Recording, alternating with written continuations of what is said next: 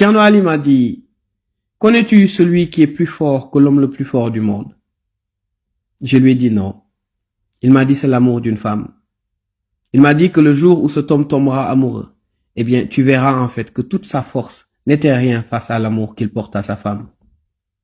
Il m'a dit maintenant, connais-tu quelqu'un qui est plus fort que cette femme, qui est plus forte que cet homme qui est plus fort au monde? Il me dit, c'est un enfant. Il me dit, quand cette femme sera enceinte, tu commenceras à la voir fatiguée parce que la grossesse est une épreuve assez difficile. Et quand elle va accoucher, tu la verras encore beaucoup plus fatiguée parce que ce bébé peut être un véritable fardeau, surtout quand elle donne naissance à un bébé capricieux. Et il me dit, maintenant, connais-tu cette personne qui est beaucoup plus forte que cet enfant, qui est beaucoup plus fort que cette femme, qui est beaucoup plus forte que cet homme, qui est beaucoup plus fort au monde? Il me dit, c'est le sommeil. Il me dit, cet enfant, aussi terrible qu'il puisse être, quand le sommeil lui arrive, eh bien, il s'endort. Qu'il soit debout ou assis, l'enfant s'endort toujours quand le sommeil arrive. Donc, le sommeil est beaucoup plus fort que cet enfant. Et il me dit alors, qui peut être beaucoup plus fort que ce sommeil maintenant? Je lui dis, je ne sais pas, Tierno. Il m'a dit un problème non résolu.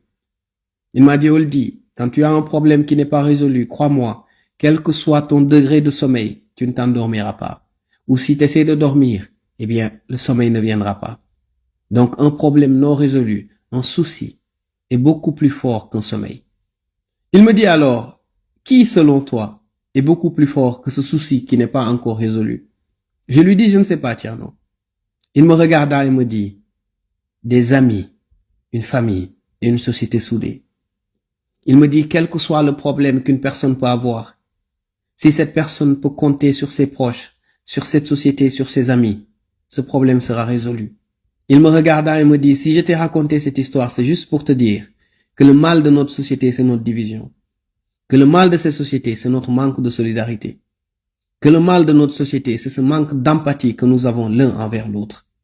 Mais si les gens étaient conscients qu'une fois soudés, tous les problèmes seraient résolus, aujourd'hui, il n'y aurait pas tant de division.